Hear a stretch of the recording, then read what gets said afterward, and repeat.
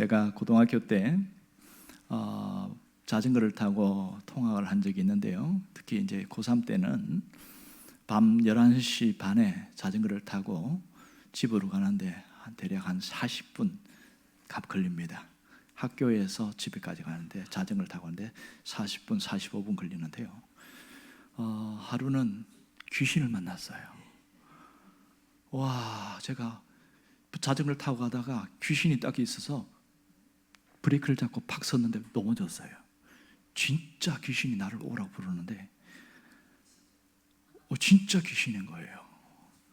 그래서 가만히 깜깜한데 안 그래도 하늘에 오는데 정신을 차리고 가만히 보니까 귀신이 안 움직이고 있더라고요. 다행이다.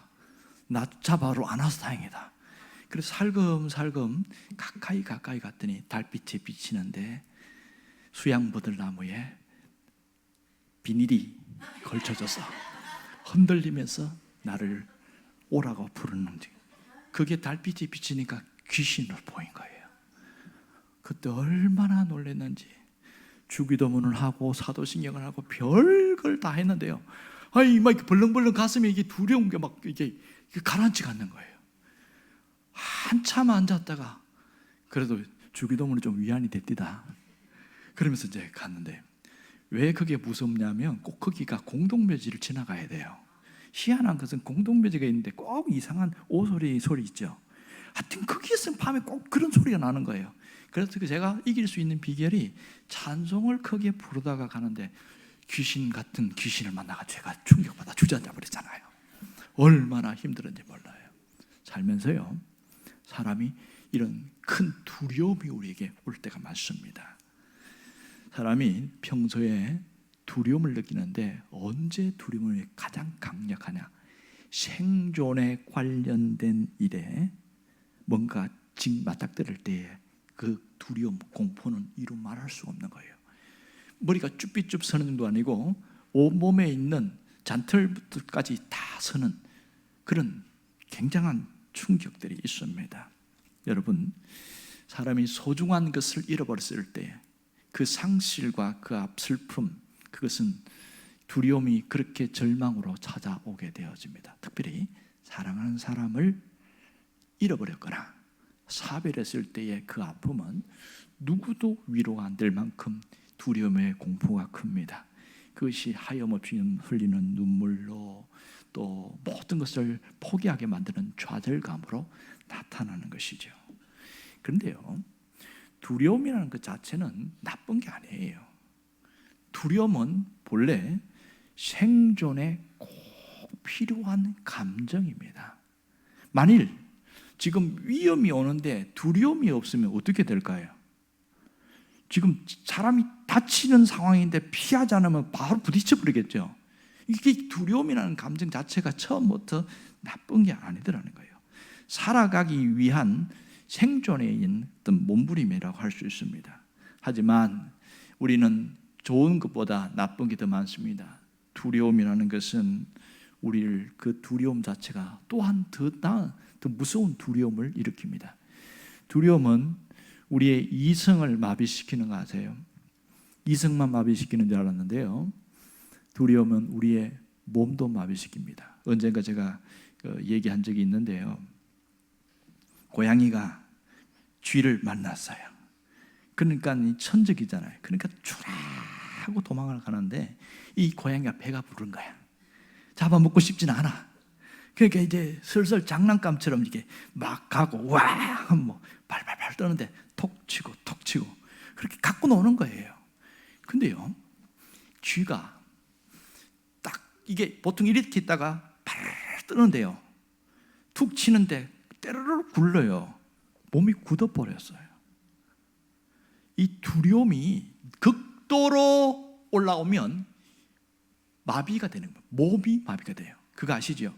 막 내가 나가야 되는데 움직여야 되는데 하는데 몸이 안 움직이는 겁니다. 왜냐하면 두려움이 그 몸을 마비시켜버리는, 신경계를 마비시키는 그런 일들이 제가 찾아보니까 진짜로 있더라고요. 쥐만 그런 게 아니고 사람도 그렇더라는 거죠. 여러분, 우리가 참 이 두려움이라는 것이 없으면 좋은데 무엇이 우리를 두렵게 하는가 이렇게 한번 찾아봤어요. 그랬더니 미국 체프먼 대학 연구팀에서 1,500명을 대상으로 두려움에 대하여 연구를 했는데, 당신이 두려움을 느끼는 순간이 언제입니까? 이렇게 물었더니 그게 압도적인 1위가 밤에 혼자 걸을 때, 이렇게 써놨습니다. 밤에 혼자 걸을 때에는 가장 두려운 게 짐승이 아니라 사람이라는 거예요. 여러분, 우리가 뉴스를 통해서 얼마 전에 충격적인 우리 사건을 알고 있잖아요. 충남 서천군에 있는 어떤 40대 여성이 밤에 산책하러 나갔다가 못 들어왔어요. 결국은 경찰이 찾아보니까 30대 남자가 그냥 찔러 죽인 거예요. 일면식도 없어요. 왜 죽였냐 물어보니까 자기가 큰 돈을 잃어버렸어요. 너무 스트레스를 받아가지고, 그래가지고 그걸 누가 하나 걸리기만 해봐라. 그런데 그분이 걸린 거야. 처음 보는 사람인데 사람을 얼마나 많이 찔렀는지. 그런 일들이 일어나니까 얼마나 우리가 살아가는 게 각박하고 두려운지 모릅니다. 사람들은 다양한 종류의 사건과 생각하지 않는 일 때문에 두려움에 사로잡힐 때가 많습니다. 오늘 이 본문에도 보면 두려움에 사로잡힌 사람들의 이야기가 나옵니다. 그것은 예수님의 제자들입니다. 오늘 사건은 위대한 유명한 사건인데요, 예수님이 물 위로 걸어오는 사건입니다. 여러분, 이 풍랑 위로 걸어오시는 예수님, 성경에서 많이 읽었을 거예요. 그러니까 읽으면서 어떤 분들은 은혜가 된다 이렇게 생각하죠. 그런데 상식적으로 사람이 물 위를 건다는 게 가능할까요? 불가능할까요? 불가능한 거죠. 그것도 낮에 모든 것이 보이는 상황에서 걸어온다면 저분 예수님이구나, 문제가 없어요. 캄캄한 밤에 물 위로 걸어왔다고 봅시다. 그것도 잔잔한 물이 아니고 파도가 치고 풍랑이 있는, 파고가 높은 그 상황에서 누군가 걸어온다고 칩시다. 어떻게 보일까요? 지금 제자들이 뭐라고 그러냐면 유령이다, 유령이 나타났다 하면서 소리를 친 거예요. 그들이 잘못됐을까요? 정상일까요? 정상이죠. 아니 지금 배가 안 움직이는 거예요. 바람의 그스름으로 이렇게 성경에 나오는데, 지금 배가 나가야 되는데 역풍이 불어가지고 아무리 노를 저어도 나갈 수가 없어요. 그런데 갑자기 느닷없이 이상한 형체가, 사람 형체가 걸어온단 말이에요. 그게 사람으로 보이겠어요? 유령으로 보이겠어요? 성경은 유령이다 그러지만 우리 식으로 하면 뭐예요? 귀신이죠. 세상에 바다 위로 걸어오는 귀신이 제일 무섭습니다. 이거 꼼짝 못하는 거죠. 이게 그만큼 기절할 만큼 무서운 상황이 되었습니다. 그럼 예수님 왜 걸어왔을까? 지금 상황을 보면 이 앞에 무슨 일이 있었냐면 오병이어의 기적이 있었어요. 보리떡 5개 물고기 2마리 가지고 남자면 5,000명, 한 2만 명이 되는 사람들을 먹이고 12광주를 남는 엄청난 기적이 일어났는데, 이때 사람들은 무슨 생각했냐면 저분이 메시아다 생각해요. 우리의 먹을 것을 해결해 줄 수 있는 메시아다 이렇게 생각하고 실제 왕으로 초대하려고 했어요. 근데 예수님은 지금 그렇게 초대받으면 안 되거든요. 그랬을 때에 제자들에게 너희들 지금 배를 타고 저를 건너가고 쉬고 있으라. 내가 뒤 수습하고 할 테니까 먼저 가라. 그걸 보냈어요. 그러고 나서 예수님이 다 수습하고 참 조용하세요. 지금 여러분이 흥분할 때가 아닙니다. 그러면서 마음을 진정시키고 다 설득하고, 그래서 하나 둘씩 보냈어요. 그리고 예수님은 배를 타고 간 게 아니고 산으로 올라가셨어요. 지금 저 배를 타면 저 건너가겠죠. 산에서 한참 기도하다가 그때 밤에 바람이 불기 시작한 거예요. 저녁에 배를 타고 갔는데 적어도 한 2시간이면 갈 수 있는 길인데 역풍이 부니까 이게 3시간, 4시간 지나도 돌아갈 수도 없고 앞으로 나갈 수도 없고 기가 막힌 거예요. 그 배에는 이 바다의 전문가들이 여러 명 있는데도 감당이 안 되는 거죠. 오늘 보면 예수님 물 위로 걸은 시각이 언제냐? 밤 사경에 그랬어요. 사경은 새벽 3시에서 5시입니다. 적어도 6시쯤 배가 출발했어요. 그러면 새벽 3시까지라면 몇 시간이나 바다에서 고생했다는 거예요. 적어도 9시간, 10시간 이상을 배에서 죽을 고생한 거죠. 사투를 벌이는 거죠, 살기 위해서. 그런데 그 시간에 예수님이 물 위로 걸어오신 거예요. 제자들은 풍랑 때문에 죽을까 하는 두려움에 사로잡혀 있었고, 거기다가 그 두려움이 하나 더 얹어진 거죠. 누굴 만났어요? 귀신을 만난 거죠. 이 얼마나 두렵겠어요. 그래서 그렇게 주저앉는데 예수님이 야, 나야, 나, 이렇게 이야기하세요. 걱정하지 마, 안심해라, 그렇게 말합니다. 두려워하지 마라. 자, 만일 제자들이 두려워하지 않았다면 이런 말 할까요, 안 할까요? 안 하죠. 그러면 이들이 두려워한 것은 당연한 거예요, 비정상적인 거예요? 당연한 거죠. 그런데 49절 한번 보면 이렇게 말합니다. 당연한 얘기를 다시 한번 봅시다. 제자들이 그가 바다 위로 걸어오심을 보고 유령인가 하여 소리지르니, 그가 누구예요? 예수님이죠. 당연한 얘기예요. 결국은 표면적으로는 말도 안 되는 사건이죠. 바다 위로 걸어오는 뭔가 뿌옇다는 것을 보고 유령인가 했어요.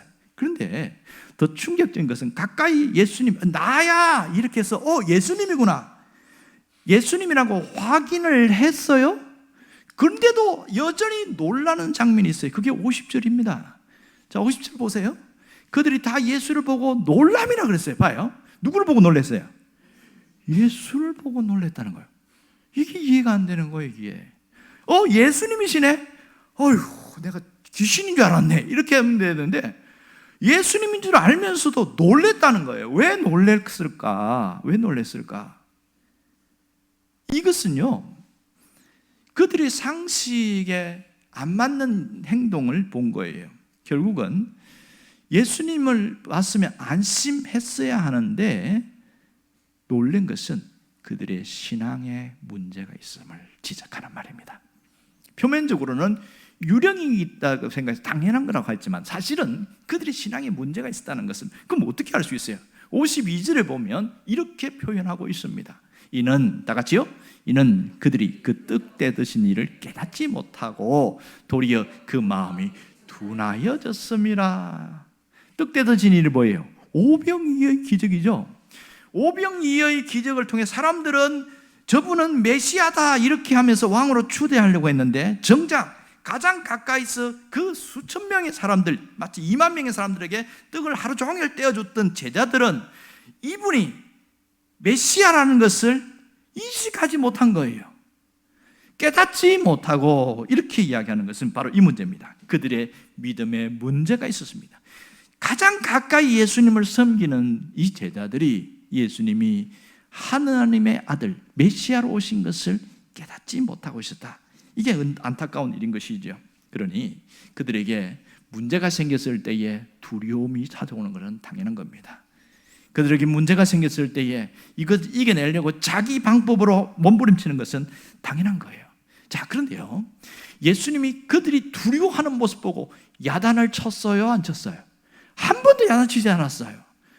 두려워하지 말라 그럽니다. 50절에 보면요, 예수님이 야단친 흔적이 보이지 않습니다. 뭐라고 그러냐면 안심하라 그래요. 안심하라. 내니 두려워하지 말라. 야단을 안 치시더라고요. 야, 참 놀랍지 않습니까?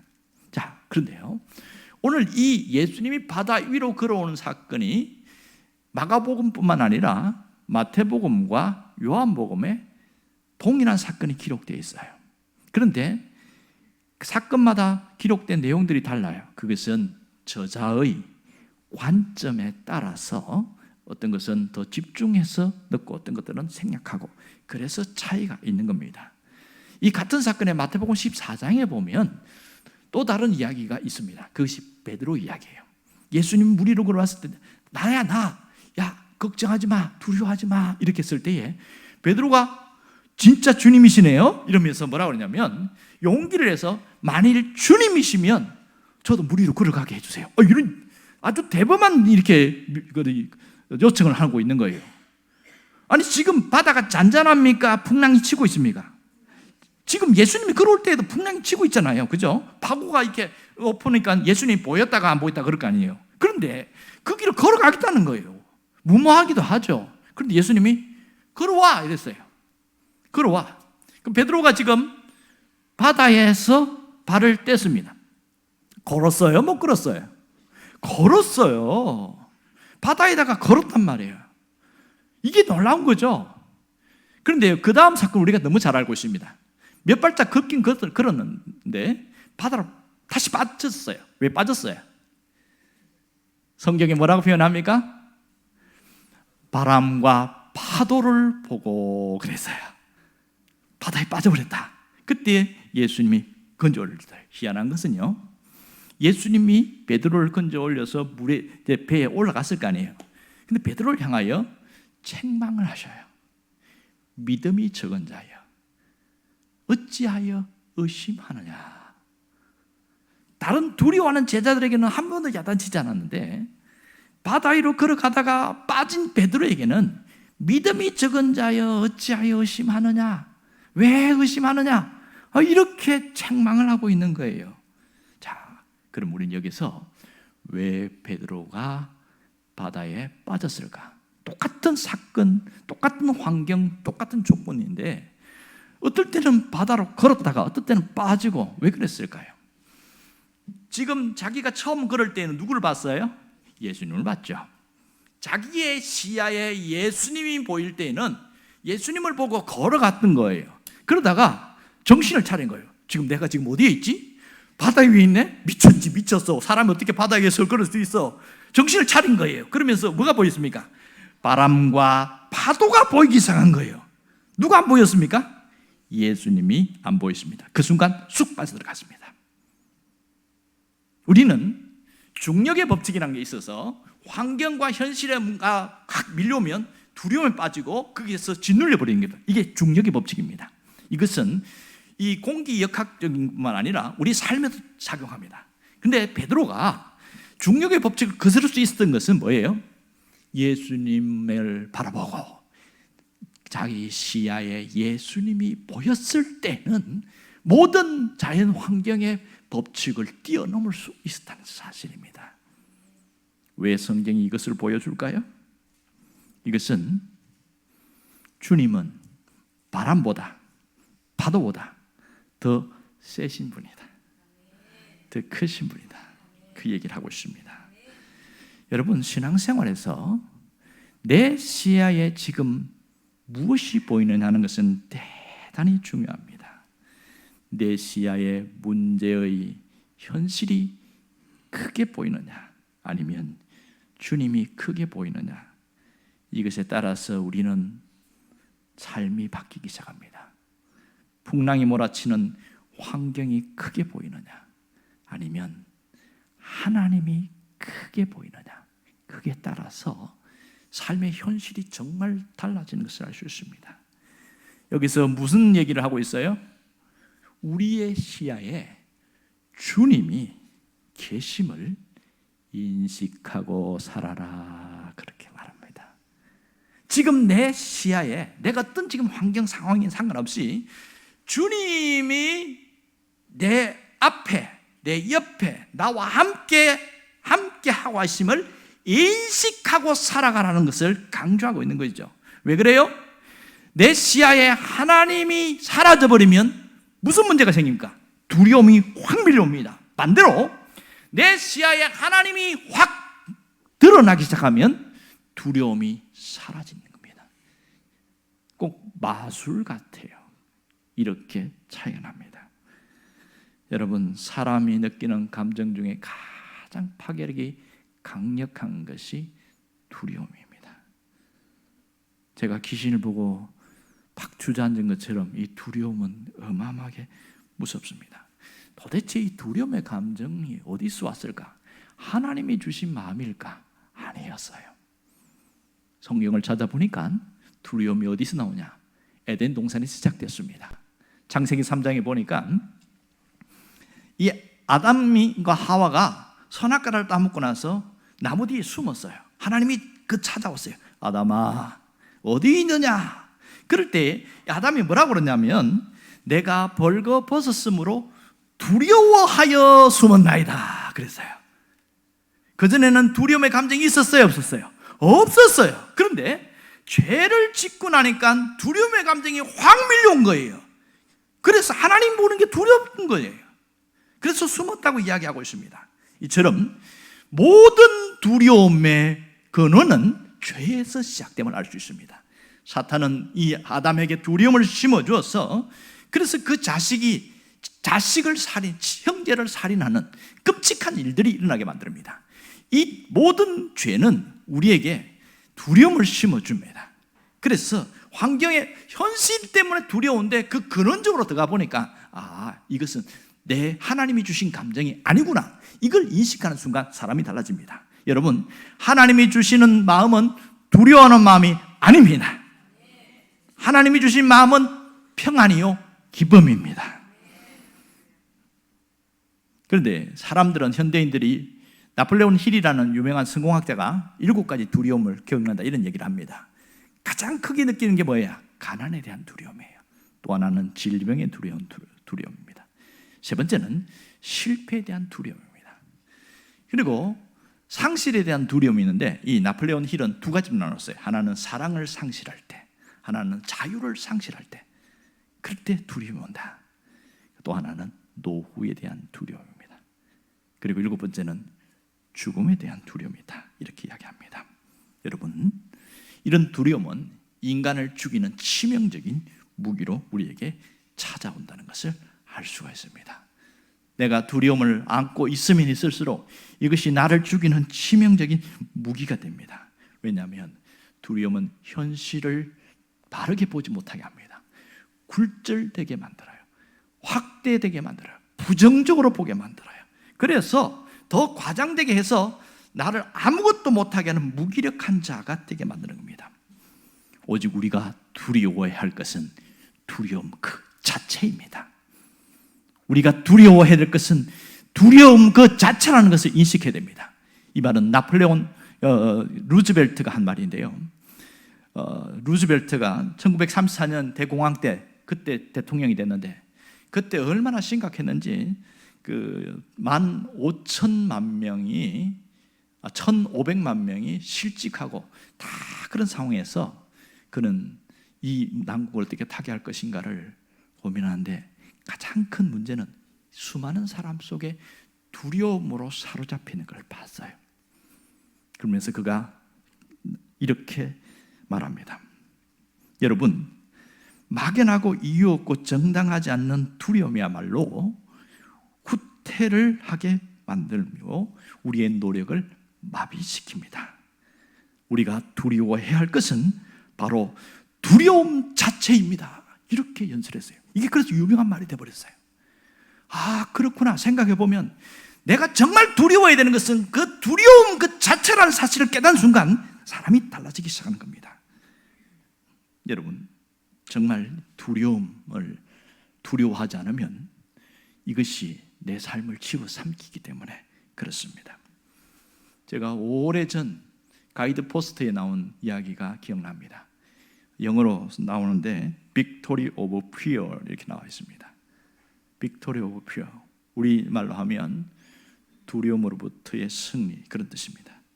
근데 이분의 그 안에 보면, 작은 책자 안에 보면 무슨 얘기냐면, 사업을 하는 사람인데 잘 됐어요. 아주 유명하고 잘 나갔어요. 그런데 자꾸만 몸이 이상해서 가서 전체 진단했더니 의사가 이러합니다. 당신은 전립선 암입니다, 이렇게 말하는 거예요. 전립선 암이라는 말을 듣는 순간 마음이 툭 떨어짐을 느꼈다고 그랬습니다. 가슴이 무너지는 것 같았어요. 왜 그러냐면 자신의 아버지도 전립선 암으로 돌아가셨고, 그리고 삼촌 2사람도 전립선 암으로 죽었거든요. 그러니까 이게 가족 내력이란 말이에요. 무슨 생각할까요? 나도 죽겠구나, 그런 생각이 드는 거죠. 이제 내 차례구나. 그러니까 무기력해지기 시작하고 무너지기 시작하는 겁니다.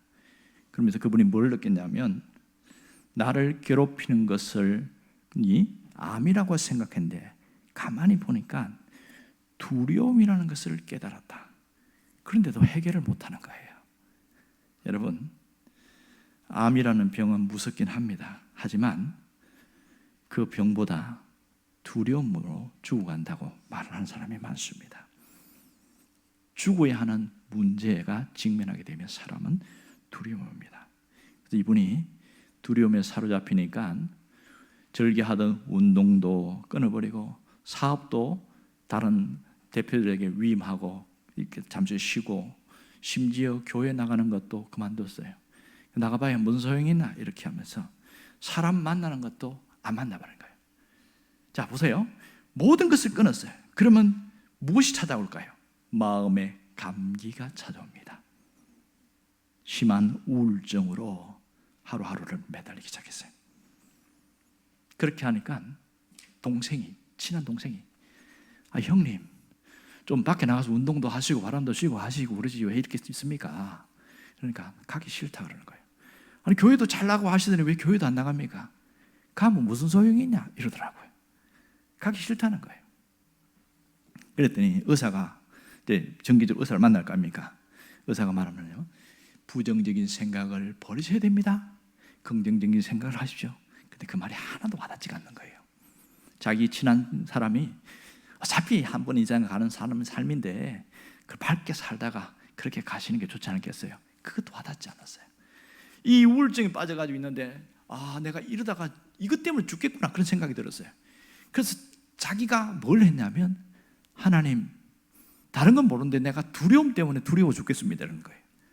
그래서 두려움을 좀 벗게 해달라고 그거 기도한 거예요. 내가 두려워서 내가 못 살겠다고. 계속 두려우니까 불면증 오죠, 식욕부진 오죠, 소화불량 오죠, 이게 두통 오죠. 너무 못 겪겠던 게 어떡해요.